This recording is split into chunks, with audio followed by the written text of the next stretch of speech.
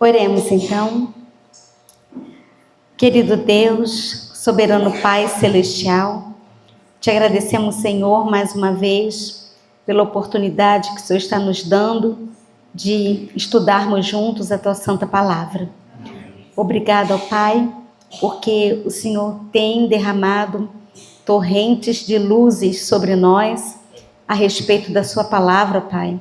Durante essa semana temos aprendido muitas coisas que o Senhor quer nos ensinar, porque o objetivo, Pai, desse conhecimento é para a nossa consagração, é para que nós estejamos firmes na sacudidura e sejamos selados com o selo do Deus vivo, Pai. Ajuda-nos, Senhor, nas nossas fraquezas, abençoe a nossa vida, ajuda-nos, ó Pai, na nossa entrega da nossa vontade a Ti. Abençoe a cada campante que aqui está, que veio de longe, que veio de tantos lugares, Senhor, para ouvir da Tua verdade, da Tua mensagem, e que essas mensagens possam ser guardadas no coração e aplicadas na vida com o poder que vem do alto, o poder que vem de Jesus. Nós te agradecemos essas bênçãos e pedimos agora que o Seu Santo Espírito nos faça aprender aquilo que Tu queres que nós aprendamos para o nosso crescimento espiritual, para o nosso avançar rumo a Canaã celestial. Te agradecemos essas bênçãos no doce nome de Jesus, nosso Salvador. Amém. Ontem nós começamos a estudar sobre a sacudidura. Firme-se em Deus, pois a forte sacudidura começou. Nós vimos algumas coisas, estudamos alguns textos e agora nós vamos avançar. Nós vimos alguns detalhes ontem sobre a sacudidura, mas outros importantes nós vamos ver agora, como as fases da sacudidura. Quais são as fases da sacudidura? Nós vimos o porquê de haver uma sacudidura no meio do povo de Deus. Por que a igreja ser sacudida? Nós vimos que há uma necessidade desse chacoalhar para que o trigo fique no crivo e a palha saia, a escória saia. Então, essa necessidade dessa sacudidura é para que esses que ficarem, porque passaram pelo reavivamento e reformas espirituais e estavam se consagrando ao Senhor, para que esses sejam empossados de dar o alto clamor, receber a chuva serôdia e receber o selo do Deus vivo. Somente aqueles que ficarem firmes na sacudidura é que serão realmente agraciados com todas essas demais fases que virão quase que sucessivamente a seguir. A primeira fase da sacudidura é a introdução de falsas teorias e repúdio aos testemunhos do espírito de profecia. Testemunhos para Ministros 112 fala assim: ao vir a sacudidura, olha o que traz a sacudidura, pela introdução de falsas teorias. Esses leitores superficiais, que não são aqueles que estão orando, buscando, meditando, estudando a palavra todos os dias, são aqueles que se contentam com a superficialidade, que se contentam com orações rasas, que se contentam com uma leitura muito rápida da palavra, não ancorados em parte alguma, são como areia movediça, escorregam para qualquer posição para agradar a tendência de seus sentimentos de amargura. Então, nós vemos que as falsas teorias, os ventos de doutrinas, levam várias pessoas para lá e para cá. E quantas vezes nós vimos nossos amados irmãos, que até então estavam firmes na fé, sendo levados por ventos de doutrina que às vezes vocês olham e pensam assim: como que esse irmão foi enredado por essa falsa doutrina que invadiu a igreja? E a gente fica surpreso com muitas doutrinas que têm surgido e que têm arrebanhado milhares. E o mais triste de tudo é que a maioria, depois que segue algumas doutrinas, eles abandonam a fé e saem, inclusive, não somente sair fisicamente da igreja, mas abandonam completamente a fé. Então é muito sério isso. E às vezes, assim, são coisas sutis. Nós conhecemos pessoas que a cada vento de doutrina, essas pessoas abraçam vários ventos. É como se ela tivesse assim mais suscetível a abraçar essas mentiras. Por isso que nós precisamos estar alicerçados na palavra do Senhor. Não tendo recebido o amor da verdade, eles serão induzidos aos enganos do inimigo. Darão ouvidos a espíritos enganadores e a ensinos de demônios e se afastarão da fé. E às vezes, quando você quer mostrar para alguém que ela está seguindo uma linha que não é a linha que está na palavra do Senhor, eles falam, mas como que você Oi? Quem falou? Ah, sim. Aí eles falam, mas como que você vai tentar me falar isso? Uma vez eu estive com um irmão que até então ele era consagrado, estudioso da palavra, e ele esteve aqui e nós estávamos conversando sobre um tema, quer dizer, um assunto que ele estava se enredando, um vento de doutrina. Eu apresentei a ele todos os detalhes de como era na palavra, tanto na Bíblia como no Espírito de Profecia. E ele ouviu atentamente, depois apresentou ao lado dele, foram 4 horas de estudo bíblico. E quando terminamos, ele falou assim, realmente Ellen White tem razão em relação a isso que eu estava me enredando. E eu fico então com a minha verdade e eu deixo de crer no Espírito de Profecia a partir de hoje. Ele falou que ela estava certa naquilo que eu estava apresentando. Então ele falou, a partir de hoje eu deixo de crer nela. Eu falei, como assim? E as outras doutrinas? Não, foi tudo por água abaixo. Eu fico com aquilo que eu estou crendo.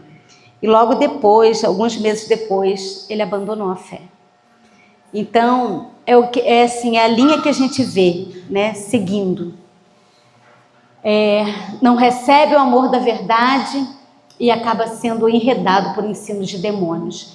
Falsos mestres podem parecer muito zelosos da obra de Deus e podem despender meios para apresentar ao mundo e à igreja as suas teorias.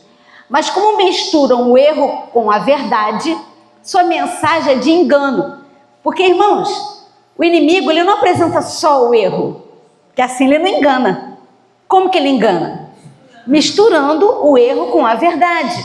E levará almas para veredas falsas. Deve-se-lhes fazer oposição, não porque sejam homens maus, mas porque são mestres de falsidades e procuram colocar sobre a falsidade o sinete da verdade. Olha, isso daqui é muito, muito sério. A irmã White fala que muitos leigos vão sofrer as pragas porque não se voltaram para Deus. Mas ela diz que os líderes vão sofrer 10 vezes mais, porque é muita responsabilidade de levar um rebanho inteiro para o erro. Então é muito sério. Agora, o ataque aos testemunhos tem sido assim assustador. O plano de Satanás é enfraquecer a fé do povo de Deus nos testemunhos. E é o que a gente tem visto hoje. O que são os testemunhos? Oi? Aqui especificamente que ela está falando são os livros do Espírito de Profecia. Embora são chamados de testemunhos, também é a palavra do Senhor na Bíblia, né? Mas aqui ela está querendo dizer, no contexto, os livros que foram escritos por ela. Uma coisa é certa, os adventistas do 7º dia que se colocam sob estandarte de Satanás abandonarão primeiro sua fé nas advertências e repreensões contidas nos testemunhos do Espírito de Deus. Aí depois, qual vai ser a segunda etapa? Abandonar o quê? A Bíblia. Primeiro abandona os testemunhos e depois abandona a Bíblia. Então isso é muito sério, a gente tem observado isso não só aqui no Brasil, mas, por exemplo, nos países da Europa, nem se fala mais de Ellen White. Alguns países é proibido ir para o púlpito e apresentar qualquer texto do Espírito de Profecia. Isso é muito sério. O último engano de Satanás será exatamente anular o testemunho do Espírito de Deus. E Satanás trabalhará engenhosamente por diferentes maneiras e por instrumentos diversos para perturbar a confiança do povo remanescente de Deus no testemunho verdadeiro. Então, hoje, não sei se vocês já ouviram muitos falando, até muitos líderes e teólogos famosos falarem, não, ela não é a profetisa do Senhor, é uma escritora americana. Então agora é falar assim, uma escritora americana, uma mulher que foi inspirada, que foi iluminada, não é mais a profetisa do Senhor. Então isso é muito triste, queridos, porque na verdade não basta crer no Espírito de Profecia. O que eu vou falar agora pode implicar na nossa crença em relação a isso aqui que está sendo ensinado, de sermos enredados pelos enganos de Satanás. Porque não basta crer no Espírito de Profecia. Tem que ler, tem que estudar. Basta ler? Também não. Tem o quê? Que praticar aquilo que está sendo ensinado. Porque não é ela que está falando, é o Espírito Santo que fala através do profeta. E vocês acham que ela tem menor inspiração do que Isaías, Jeremias? Não. A mesma inspiração, o mesmo Espírito do Senhor que tomou esses profetas bíblicos e que escreveram, é o mesmo Espírito que inspirou Ellen White.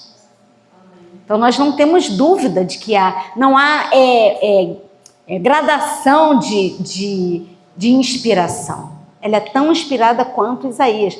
A questão é que ela não foi colocada no cânon sagrado, mas é a mesma inspiração. Porque eu já vi alguns adventistas falando, mas vocês só falam de Ellen White? O que essa velha tem a ver com a gente? Gente, é triste as coisas que a gente ouve. Mas isso porque também o adventismo que a gente conheceu há 40 anos atrás não existe mais. Não é o mesmo que a gente conhece hoje. No passado, fazia parte do voto batismal. Você crê no Espírito de Profecia. Você já leu quantos livros? Era assim. Quantos livros de Ellen White você já leu? Era pergunta para você se batizar. Muito interessante. Agora não. Agora nem fala, nem sequer fala. Então não basta crer, tem que crer, tem que ler. Não basta ler, tem que praticar e aprender as coisas que o Espírito Santo tem ensinado. É presente de Deus para nós. Ter o Espírito de Profecia, o dom de profecia na igreja é um presente do Senhor, porque amplia. Agora, vocês já ouviram falar, com certeza ouviram falar, que ela, entre aspas, disse que ela seria a luz menor que aponta para a luz maior, que é a Bíblia. Conhecem esse texto? Falácia. Ela nunca disse isso. Sabe o que está no contexto? Os escritos dos profetas, ela e todos os profetas bíblicos são luzes menores que apontam para a luz maior, que é Cristo. Tem que pegar o contexto. Nunca ela disse que era a luz menor. Embora, como o verdadeiro profeta, ele é humilde, ela não se colocava como profetisa, ela se colocava como a mensageira do Senhor, né?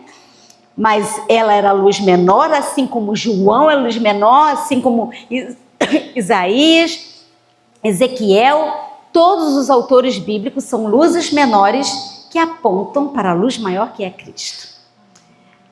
A segunda fase da sacudidura é a rejeição da verdade direta. Mas eu acho que ainda faltou um slide aqui. Peraí. Aqui. O inimigo tem realizado seus magistrais esforços para abalar a fé do nosso próprio povo nos testemunhos, nos escritos dela. Isso é exatamente o que Satanás desejava que acontecesse. E os que têm preparado o caminho para as pessoas não darem atenção às advertências e repreensões dos testemunhos do Espírito de Deus, verão surgir uma torrente de erros. Eu já vi uma pessoa falando assim: eu não leio Ellen White, porque se eu ler, eu vou me ver perdida. Então é aquela coisa, eu não quero ouvir as repreensões. Agora, a segunda fase da sacudidura é a rejeição da verdade direta. Olha só, perguntei a significação da sacudidura que eu vira e foi-me mostrado que era determinada pelo testemunho direto contido no conselho da testemunha fiel e verdadeira, a igreja de Laodiceia. Isso produzirá efeito no coração de quem? Daquele que receber, e o levará a empunhar o estandarte e propagar a verdade direta. É aquilo que nós vimos ontem. Aquele que estiver se consagrando, buscando ao Senhor em oração, em jejum, em entrega, em estudo da palavra, vai aceitar a mensagem da justiça de Cristo, vai aceitar a terceira mensagem angélica, a verdade direta. Mas alguns não suportarão esse testemunho direto. Por quê? É um testemunho de repreensão. É um testemunho que fala que você é miserável, pobre, cego, nu e desgraçado. Quem quer ouvir isso? Alguns não suportarão esse testemunho direto e levantar-se-ão contra ele, o que determinará a sacudidura entre o povo de Deus. Tremendo isso, né? Então isso vai determinar a sacudidura. É a hora da decisão para o povo de Deus. Deus conduz avante seu povo, passo a passo. Leva-os a diferentes pontos. E é isso que Deus tem feito com nós, né? Exatamente isso que Ele tem feito conosco. Leva a um ponto, leva a outro ponto. Alguns são prontos em receber um ponto, mas quando Deus os leva a outro ponto decisivo, recuam diante dele e ficam para trás, pois acham que isso golpeia diretamente algum ídolo acariciado. E os que satisfazem em todos os pontos e resistem a toda prova e vencem, seja qual for o preço, atenderam ao conselho da testemunha fiel e verdadeira. E o que mais? Receberão a chuva serôdia, estando assim aptos para a transladação. Amém. Aí vai ser selado com o selo do Deus vivo e estará apto para a transladação. Vocês estão vendo que cada etapa que nós estamos estudando aqui com os meninos e nós apresentando aqui, cada detalhe são etapas que precisam ser cumpridas, porque não tem como você receber a chuva serôdia se você não estiver se preparando em santa consagração, estudo da palavra, oração e dedicação e entrega da vida a Deus. Não tem como você receber a chuva serôdia, você ser selado com o selo do Deus vivo, passar pelo selamento, se você não receber a chuva serôdia e não der o alto clamor. Vocês estão percebendo que uma coisa está interligada à outra e tudo depende de quê? De uma única coisa. O quê? Entrega da vontade, submissão. Tudo depende disso. A gente coloca a salvação como algo muito difícil, né? Mas se houver uma entrega completa, submissão, se houver uma total anulação do eu e permitir que Cristo habite no coração com sua plena justiça, que é o que vai nos salvar, a gente vai realmente receber ponto por ponto e estar preparado para a transladação. E a terceira fase da sacudidura é uma fase que vai ser durante a perseguição. As duas primeiras fases são bem espirituais, ninguém vê ninguém saindo da igreja, é tudo a nível espiritual. A terceira fase é a lei dominical nacional e a perseguição. A marca da besta nos será recomendada com insistência. E os que passo a passo cederam às exigências do mundo e se sujeitaram a costumes mundanos, não acharão difícil submeter-se aos poderes dominantes e de preferência expor-se a escárnios, insultos, ameaças de prisão e morte. Então, é muito fácil assim a gente pensar, mas essa primeira fase, né, de rejeição dos testemunhos, não, eu posso não rejeitar os testemunhos, ficar firme. Mas se rejeitar o testemunho da testemunha fiel e verdadeira da igreja de Laodiceia, que é a segunda fase, vai cair de qualquer maneira. Então você pode crer no espírito de profecia, você pode não ser enredado por ventos de doutrinas, mas se você não crê nos testemunhos, você cai. Mas se você ficar firme nas duas primeiras fases, mas na terceira fase você cair diante do decreto, vocês estão vendo que a coisa vai ficando cada vez mais difícil. Se você não é fiel agora, em tempo de paz, como que vai ser fiel com a faca no pescoço? Vai ser impossível, gente. Quando não puder nem comprar nem vender, você não ter como comprar comida para sua família. Por isso que a mensagem da vida no campo é uma mensagem realmente de entrega, é de largar o sistema. Nós precisamos realmente abandonar o sistema. Na ausência da perseguição, tem entrado para as nossas fileiras homens que parecem sãos, de inquestionável cristianismo, mas que, caso surgisse a perseguição, sairiam de nós. Não é sair da igreja, não. É sair do meio do povo de Deus. Então, vocês estão vendo que a perseguição vai peneirar muitos. O joelhamento vai ser muito acirrado nessa fase. Então, resumindo as fases da sacudidura: doutrinas falsas, conhecimento superficial da palavra de Deus, falta de consagração, repúdio aos testemunhos do espírito de profecia, o testemunho direto, que é a recusa da mensagem de Deus à igreja de Laodiceia, ou seja, a mornidão nauseante, né, espiritual, e a lei dominical nacional com a perseguição.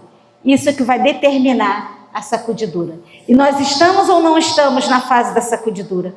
Com certeza. E o que falta ainda? O que falta? Das três fases, qual a fase que falta? O decreto.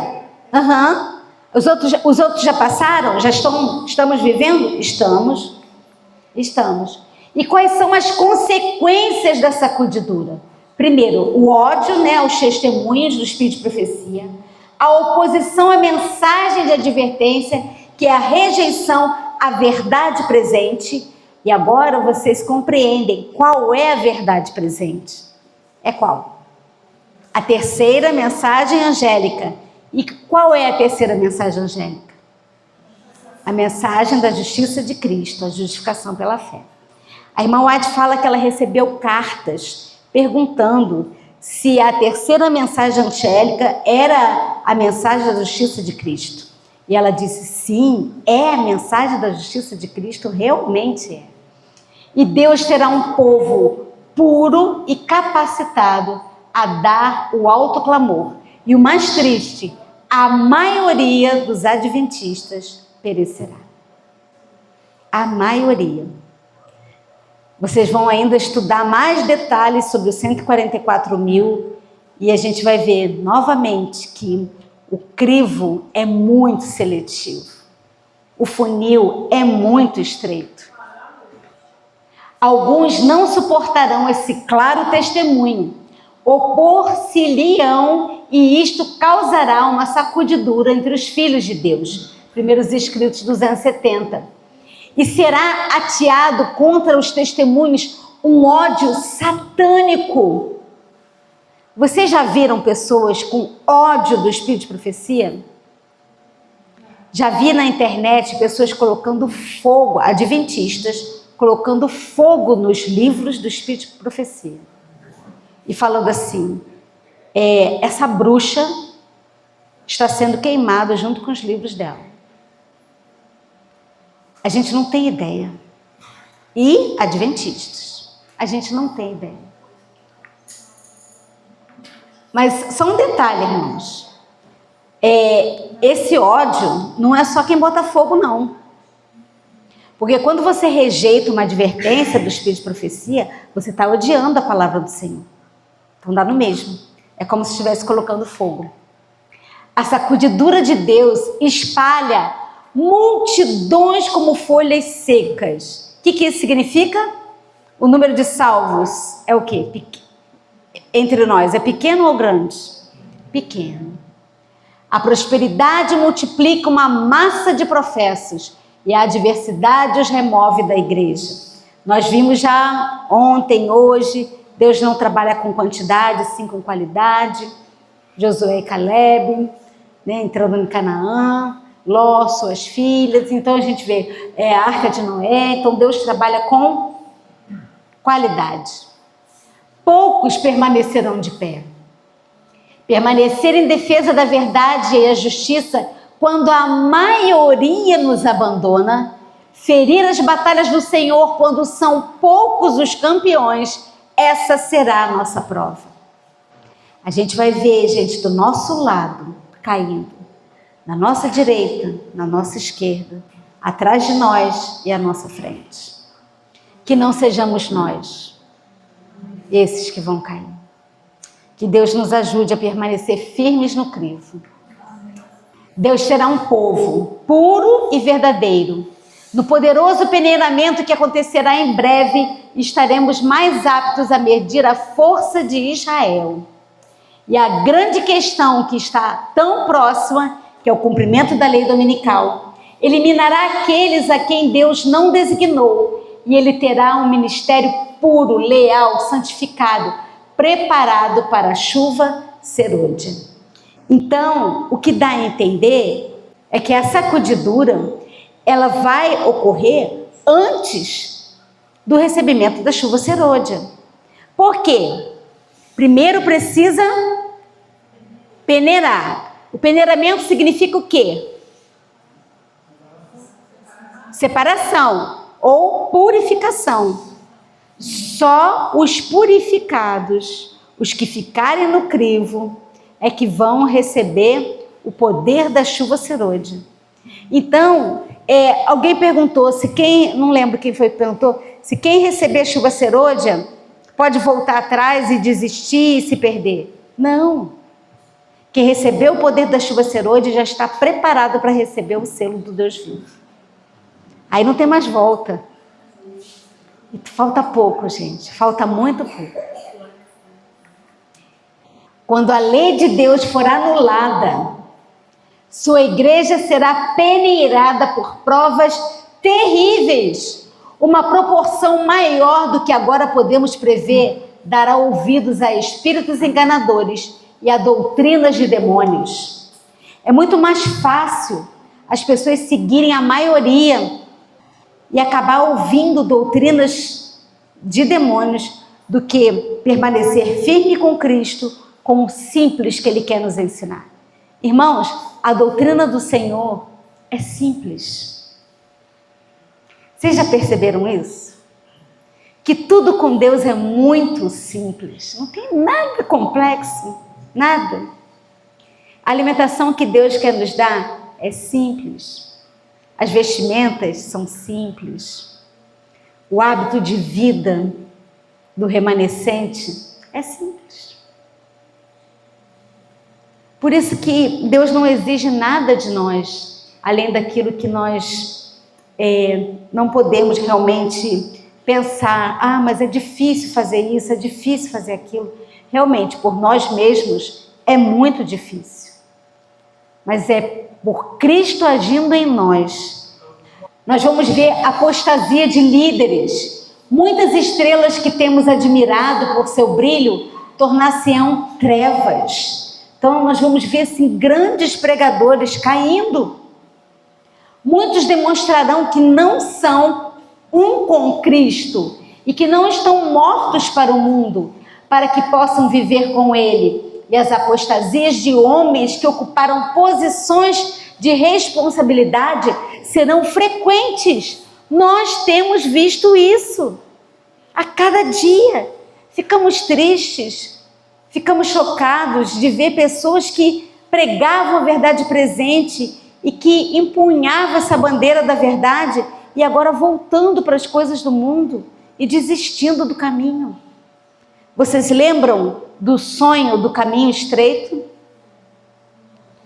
Em que o povo ia seguindo com suas malas, com suas roupas, com as carroças, as coisas foram ficando para trás e tinha que deixar essas coisas para trás, para seguir no caminho estreito. E você se lembra que quando as pessoas olhavam para baixo, ouviam sons de gritos, algazarra, bagunça, músicas vis, mas o que ela falava? Nós tínhamos que ficar fixos, olhando para a nossa meta, que era o céu, e seguir no caminho estreito. Até que teve que tirar até as meias, vocês lembram, né? O caminho de Deus não é fácil não, gente, no sentido de renunciar. O caminho do Senhor envolve renúncia do eu, é colocar o eu no pó e deixar ser coberto pela justiça de Cristo. Porque sem Cristo não somos nada, não conseguimos nada. Então realmente é anular o nosso eu. Professos teólogos parecem ter o prazer em tornar misterioso aquilo que é claro, aquilo que é simples. Eles revestem os ensinos simples da palavra de Deus com suas próprias argumentações obscuras e assim confundem as mentes daqueles que ouvem suas doutrinas. De novo, a palavra do Senhor é simples. Ah, mas eu estudei em hebraico, em aramaico, na língua tal. Pois é. Doutorado, pós-doutorado. Eu quero fazer doutorado na palavra pura do Senhor. Esse tem que ser o nosso doutorado. Isso aqui é o nosso livro, é todo o nosso arsenal, né? Esse é o Espírito de Profecia, para conhecermos o nosso Deus. Os judeus pereceram como uma nação, porque foram afastados da verdade bíblica pelos seus governantes, sacerdotes e anciãos. Tivessem dado ouvido às lições de Jesus, examinado as Escrituras por si mesmos e não teriam perecido. E hoje, como eu falei para vocês no primeiro dia, nós vemos a terceirização da salvação. As pessoas estão muito ligadas naquilo que as pessoas pregam, naquilo que as pessoas ensinam. E são cristãos de lives. Acordam de madrugada para participar de lives. E diariamente. Mas não se dedicam a acordar de madrugada para estudar a palavra do Senhor e orar. E se contentam com aquilo. Satanás operará com o seu poder de engano para influenciar o coração e obscurecer o entendimento para fazer com que o mal pareça bem e o bem pareça mal. Não é isso? Hoje, se você ensina a verdade plena como ela é fanatismo. Isso é loucura. Ah, tá errado. Ah, não é bem assim. Não é isso que Deus quis dizer. Você é radical. Não é isso? É o bem parecendo mal. E o mal fica com cara de bem. Ai daquele que faz isso.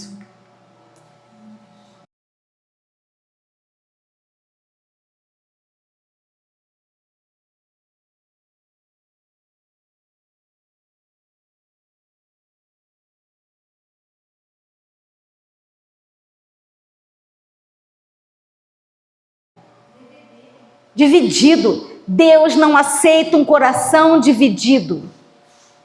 Ou você tem um trono para Cristo habitar e reinar na tua vida, ou você tem um trono para Satanás entrar na tua vida. Não tem como os dois habitarem no mesmo lugar ao mesmo tempo. Nós não queremos nada com Satanás. Nada. Não quero as insinuações dele, não quero ouvir a voz dele, não quero a comida dele, eu não quero nada dele. Nada. Nós devemos desejar tudo, absolutamente tudo de Cristo. Vamos deixar o inimigo para trás, com as suas sutilezas. Ezequiel 44:23, ao meu povo ensinarão a distinguir entre o santo e o profano, e farão discernir entre o impuro e o puro. Hoje, a música que entrou na igreja hoje, vocês conseguem discernir a música pura, sacra, verdadeira, que os anjos têm prazer em acompanhar e cantar e louvar, da música profana que adentrou hoje a nossa igreja, que faz o povo dançar, que faz o povo ter emoções sensuais. Vocês conseguem discernir? Sim ou não? Amém para quem disse sim.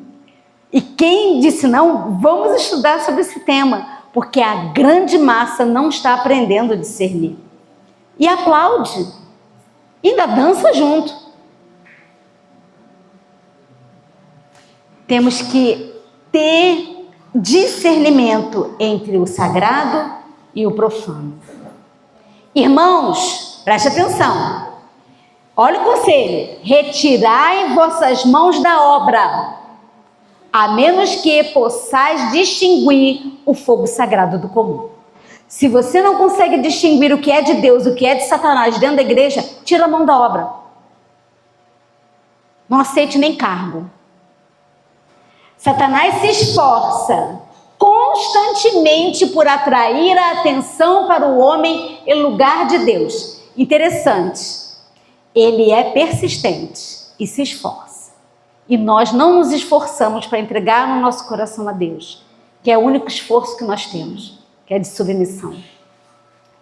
Induz o povo a olhar para bispos, pastores, professores de teologia, como seus guias, em vez de examinarem as escrituras a fim de por si mesmos aprenderem seu dever. E então, dominando o espírito desses dirigentes, pode influenciar as multidões de acordo com a sua vontade. Por isso que a palavra do Senhor fala que enganoso é o coração do homem. Nós não devemos seguir homens, e sim a palavra do Senhor. E a grande maioria dos homens e das mulheres que professam conhecer a verdade preferem mensagens suaves. Vocês já ouviram falar isso? O que você vai pregar hoje? É sobre a justiça pela fé. Não, isso é muito forte. A igreja não está preparada. Ela está preparada quando? Quando Jesus estiver voltando nas nuvens dos céus? Ou pior ainda, quando a porta da graça se fechar, o selamento terminar, não tiver mais chance para ninguém? Mensagens suaves, leitinho. Não desejam que seus pecados e defeitos sejam apresentados diante deles. Querem ministros acomodatícios, que não despertem convicção por falarem a verdade. Escolhem homens que os adulem, e eles, por sua vez, adulam o ministro que revelou tão bom espírito, ao passo que injuriam, caluniam, difamam o fiel servo de Deus. Muitos louvam o ministro que se demora na graça, na misericórdia e no amor de Deus. É para pregar isso? Sim. Também, lógico, claro, a justiça pela fé é amor puro. Mas, por outro lado, temos que advertir, porque, irmãos, é vida ou morte. Não há mais chance. Nós estamos sendo selados. Não há mais chance. Ou você fica do lado de Deus, ou você fica do lado do inimigo de Deus. Ninguém vai ficar em cima do muro. Sabe por quê? O muro já é de Satanás. Ninguém pode ficar em cima do muro. Então eles preferem um ministro que só fala de amor, e que não tem o cuidado de impor deveres e obrigações, que não adverte do perigo da hipocrisia, nem apresenta os terrores da ira de Deus. O que é a ira de Deus? A ira de Deus, ela é consumada em quê? Nas pragas. Nós vamos estudar amanhã sobre as 7 pragas do Apocalipse. Então, queridos, aquele ministro que não é atalaia. O que é um atalaia? Alguém pode me definir o que é um atalaia? Isso, é aquele vigia, que ele vê em cima do muro, ele vê o perigo e avisa: olha, os inimigos estão chegando, cuidado, os juízos estão caindo. Então, o ministro verdadeiro não é aquele que passa a mão no pecado do irmão da igreja. É aquele que mostra: querido, você vai morrer se não houver uma entrega completa do coração a Deus. Então, por isso que eu falo, não adianta revivamento sem reforma, não adianta reforma sem revivamento, porque se você ficar tentando mudar tudo, mudar alimentação, vida no campo, mudar vestuário, mudar por força própria, você não vai conseguir. Mas o dia que você entregar verdadeiramente a sua vida a Deus, tudo, absolutamente tudo, fica para trás. E Deus vai fazer de você nova criatura. Amém. Quando o Senhor opera mediante instrumentos humanos, quando os homens são movidos com o poder do alto, Satanás leva seus agentes a exclamar: fanatismo. Não é verdade? E advertir o povo a não ir a extremos. É isso que tem acontecido. Vocês não têm vivenciado isso? Com certeza, né? Muitos se levantarão em nossos púlpitos, tendo nas mãos a tocha da falsa profecia, acesa na infernal tocha de Satanás. Dentre nós sairão alguns que não mais levarão a arca, mas estes não podem fazer muralhas para obstruir a verdade, pois esta prosseguirá avante para cima até o fim. Amém. Deus seja louvado. A verdade não pode ser derrubada, porque nós estamos levando a verdade, queremos avançar com a verdade que é o próprio Deus que está à frente dessa guerra. Essa guerra não é nossa, essa batalha não é nossa. Quem é que está levando essa bandeira ensanguentada de Cristo, Emmanuel? O Espírito Santo está à frente, guiando nessa batalha. É muito forte isso. Muitos dos que ouvem a mensagem, qual mensagem? A terceira mensagem angélica, que é qual? A justiça pela fé, que é a mensagem da justiça de Cristo. O maior número deles não darão crédito à solene advertência. Então a maioria vai abandonar a fé. Muitos serão achados desleais aos mandamentos de Deus, que são a prova do caráter. E alguns atenderão essas advertências, mas a grande maioria as desprezará. Triste isso. Os servos de Deus serão chamados de entusiastas. Os ministros aconselharão o povo a não os ouvirem. Vocês estão vivendo isso agora? Sim ou não? Sim. Noé recebeu o mesmo tratamento, enquanto o Espírito o impelia a dar a mensagem, quer os homens quisessem, quer não a quisessem ouvir. Muito claro, né? Muito claro.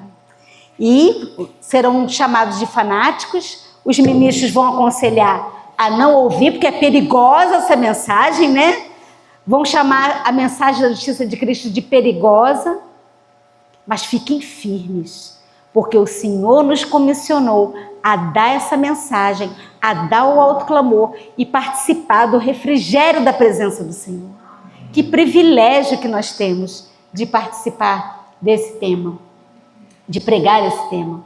O ministério popular, semelhante aos fariseus da antiguidade, cheio de ira por ser posta em dúvida sua autoridade, denunciará a mensagem como sendo de quem? De Satanás. Temos ouvido isso? Temos, infelizmente. E agitará as multidões amantes do pecado para ultrajar e perseguir os que proclamam essa mensagem. Mas, o que fala lá em Mateus 5? Bem-aventurados os que são perseguidos por causa da justiça. Louvado seja o Senhor.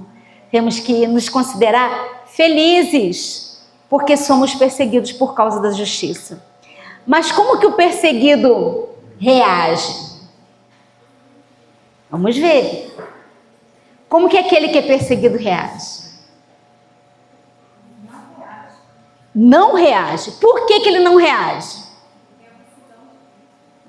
A mansidão de Cristo. E outra, o eu não está morto? Morto reage? Você pode esbufetear um morto. Ele não está nem aqui. É difícil? Humanamente falando, é difícil. Ser atacado, ser caluniado, ser atingido e não revidar. Mas é exatamente quando somos caluniados e atingidos e não revidamos, é que mostramos qual caráter nós temos, de Cristo ou de Satanás. Porque o revide não é de Cristo. Deixa falar. Deixa falar. Vocês lembram quando estava construindo os muros e veio Sambalate, Tobias, aqueles homens para tentar impedir a construção dos muros de Jerusalém? E Sambalate perturbou e caluniou e falou mal de Neemias, mas falou muito quando ele estava em plena construção, porque Neemias tinha recebido cartas dos reis da Pérsia, como Artaxerxes, que dava plena autoridade para ele reconstruir a cidade. E Neemias e Esdras, que foram os homens que estavam à frente disso, e Sambalate, mas ele perturbava tanto que ele chamou Neemias para a briga. Quando ele chamou, não, vem aqui que eu quero falar com você. Ele estava armando ciladas para Neemias. O que Neemias disse? Não posso descer. Eu não vou com você. Por quê? Eu tenho uma obra muito importante a fazer. Deixem os Sambalates caluniando. Deixem os Sambalates falando. Porque eles só estão cavando a própria sepultura. É triste isso. E são irmãos nossos. Temos uma obra muito importante a fazer. Vamos seguir avante, para cima, para frente. Orar por aqueles que nos perseguem. Orar por aqueles que vão nos injuriar. Nunca ter ódio de ninguém, porque senão estaremos do mesmo lado que eles. Isso é muito sério. Satanás atuará sobre mentes acostumadas à condescendência, sobre pessoas que sempre agiram a seu bel prazer, sobre aqueles para quem qualquer conselho ou reprovação para mudar seus objetáveis traços de caráter é considerado uma crítica destrutiva que os ata, restringe e lhes tira a liberdade de agir. O Senhor, em grande misericórdia, lhes enviou mensagens de advertência, mas eles não quiseram dar ouvidos à reprovação. Como inimigo que se rebelou no céu, eles não gostam do que ouviram. Não corrigiram o mal que haviam feito, mas se tornaram acusadores, declarando ter sido maltratados e não terem recebido a devida consideração. Agora é o momento da prova, do teste e da avaliação.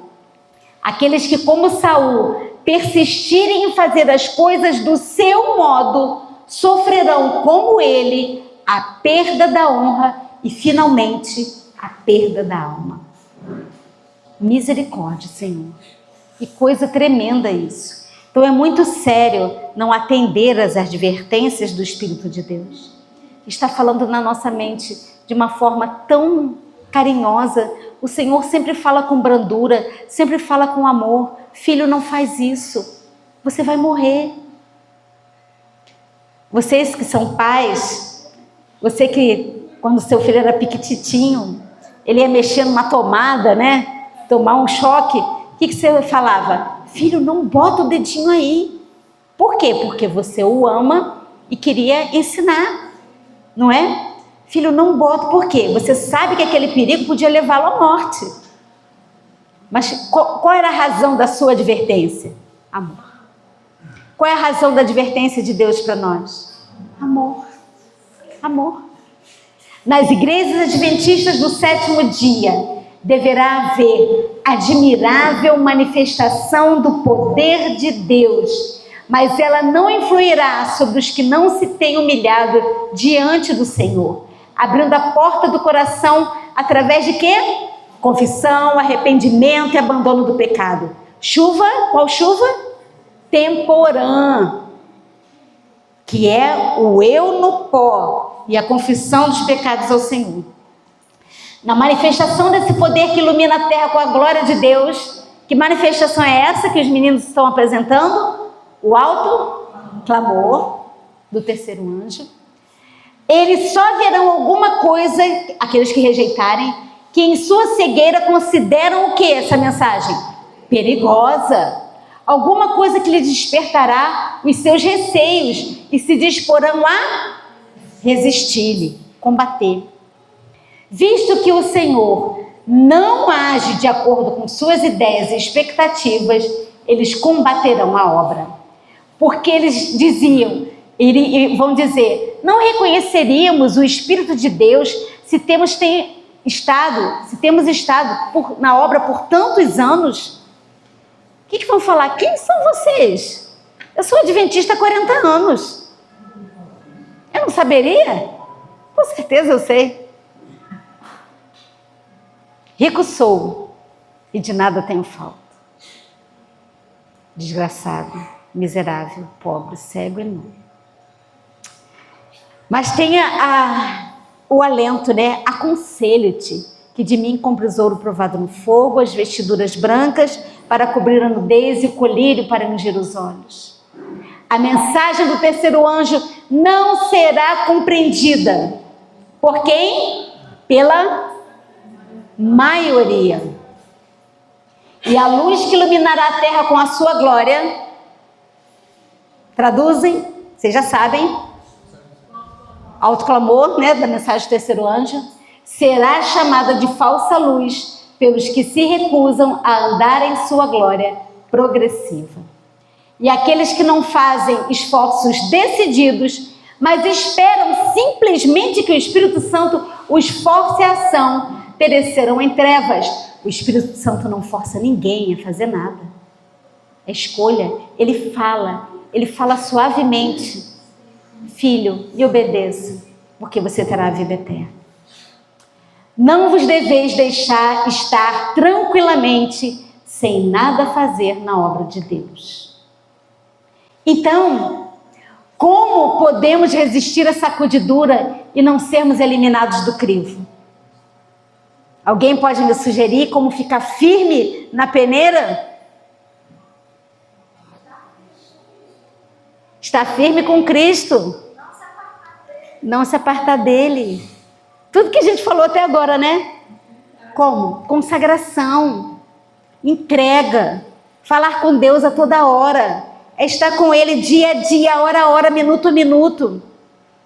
O que Deus falou para Abraão? Anda na minha presença e ser perfeito. Então é andar na presença de Deus. O que isso significa? Ter o senso da presença de Deus conosco. Aceitar e reivindicar essas promessas. Sim, e Ele cumpre as promessas. Acreditar que realmente Ele cumpre, porque Ele promete, Ele faz. E, irmãos, Enoque andou com Deus 300 anos. Daniel andou com Deus por anos da sua vida. A coroa da justiça está guardada para ele. Está lá descansando no pó da terra. E a gente não consegue andar um dia, uma semana. Como? Essa última geração realmente é uma geração muito difícil. Eu sei que é difícil, mas não é impossível. Porque nós temos a promessa de Cristo ao nosso lado, nos dando força. A igreja Igreja aqui, que eu estou falando, não é organização, não é obra de sustento próprio, é povo. Talvez pareça como prestes a cair, mas não cairá. O povo, nós já vimos definição de igreja. Ela permanece ao passo que os pecadores de Sião, ou seja, os pecadores que estão no seio da igreja, serão lançados fora no joeiramento, a palha separada do trigo precioso. Essa é uma crise terrível, mas ela tem que ocorrer, não tem jeito. Ninguém, senão os que venceram pelo sangue do Cordeiro e a palavra do seu testemunho, será encontrado com os leais e fiéis. Que sejamos esses vencedores pelo sangue do Cordeiro. E naquele dia, o renovo do Senhor será cheio de beleza e de glória. O fruto da terra excelente e formoso para os que escaparem de Israel. E será que aquele que for deixado em Sião e ficar em Jerusalém, aqui, Jerusalém espiritual, né? Sião espiritual, será chamado de santo. O que é isso? Consagrado. Todo aquele que estiver inscrito entre os viventes em Jerusalém, inscritos no livro da vida e não tiveram seus nomes riscados do livro, quando o Senhor lavar as imundícias da filha de Sião e limpar o sangue de Jerusalém do meio dela com o espírito de justiça e com o espírito de ardor. Aqui está falando o quê, irmãos? Quando Deus limpar as imundícias das filhas de Sião, o que está remetendo ao quê? Isso aqui. Mas especificamente, juízo investigativo, né? Que é quando Deus está limpando as imundícias de Sião. Caso alguém não esteja purificado pela obediência à verdade e vença o egoísmo, o orgulho e as más paixões, os anjos de Deus têm a recomendação mais triste que faz os anjos chorarem. Estão entregues aos ídolos, deixai-os.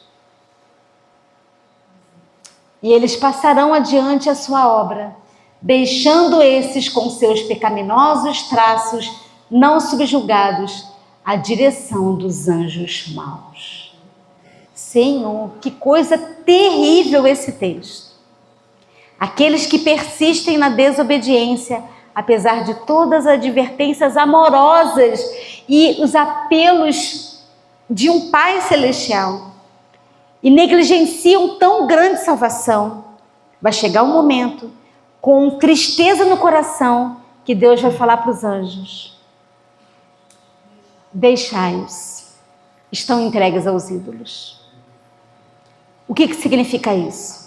Cometeram o pecado imperdoável, chegaram no ponto sem retorno. E o que é o pecado imperdoável? É o pecado contra o Espírito Santo. É uma rejeição. Não que o Espírito Santo não queira perdoar. Ele quer perdoar. Mas você se afasta tanto dele que o seu afastamento é que faz com que ele não te alcance, porque ele respeita a sua escolha. Ele quer. Mas você se afasta. E ele vai até você. E fala, e apela, e chora, e intercede por você com gemidos inexprimíveis, mas você se afasta. Vai chegar um momento que ele fala: você não me quer, então eu vou te respeitar. Está entregue aos ídolos. É muito triste isso. E essa pessoa que fica entregue aos ídolos ficarão sob o poder de quem? Dos anjos maus. Então, como permanecer firme na sacudidura? Primeiro, consagrando-se a Deus em oração e tendo intimidade diária com a sua palavra. Deus terá sobre a terra um povo que mantém a Bíblia e a Bíblia só como norma de todas as doutrinas e base de todas as reformas. Grande Conflito 595. Não avaliamos quanto deveríamos o poder e a eficácia da oração. Deus deseja que vamos a Ele em oração, para que nos ilumine a mente. Orai, pois, orai sem cessar, vivamos em íntima comunhão com Deus. Então, oração, estudo da palavra, é a primeira maneira de ficarmos o quê? Firmes na sacudidura, dentro do crivo, e não sermos levados como o vento que vai levar a multidão como palhas. Segundo ponto, reconhecendo o próprio pecado e gemendo pelos pecados do povo. A classe que não se entristece por seu próprio declínio espiritual e nem chora sobre os pecados dos outros, será deixada sem o selo de Deus. Se você, em vez de chorar pelo pecado dos líderes da igreja, e você é daquele tipo que, como foi falado aqui, o pastor tal está adulterando, está roubando, está isso, está aquilo. Em vez de comentar com o outro, ajoelhar, ir para o seu quarto, ajoelhar, Senhor, poupa esse homem, perdoa o seu pecado. Ele não sabe o que está fazendo, o inimigo está cegando ele. Conversa com Deus, apresenta o caso dele para Deus. E com certeza o Senhor vai falar o coração dele. Se ele rejeitar, é a decisão. Mas se tiverem pessoas que, em vez de ficarem falando mal, se unirem para orar, para salvar essa vida que está em apostasia, uma alma será tirada do fogo. Então nós temos que gemer e suspirar. Vocês lembram de Ezequiel 9? O anjo com tinteiro na mão. Quem que ele estava selando? Ali é a obra do selamento, né? Quem que ele estava selando? Os que gemiam e suspiravam. Por quê? Pelas abominações que aconteciam no meio de Israel, no meio do povo de Deus.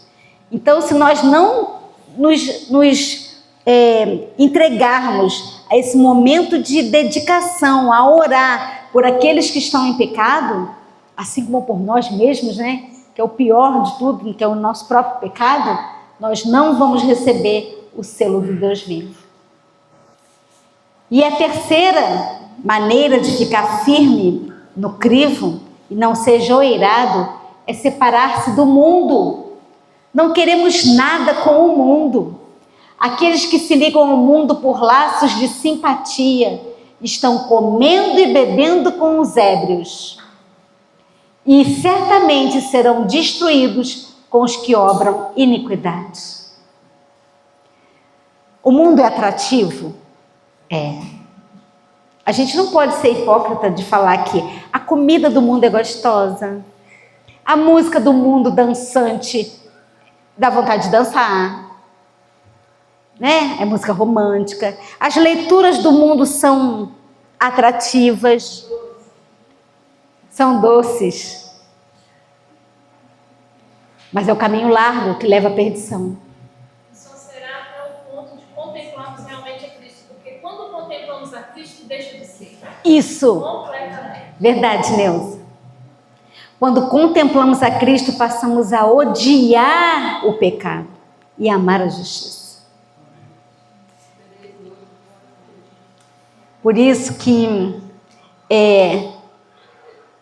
Deus, falando para Cristo, né, em Hebreus, o teu Deus te ungiu com óleo de alegria, mais do que aos teus companheiros. Por isso porque amaste a justiça e odiaste a iniquidade. Jesus amava a justiça, amava o que era correto, ele amava a lei de Deus. Quanto amo a tua lei, medito nela dia e noite. Jesus falava.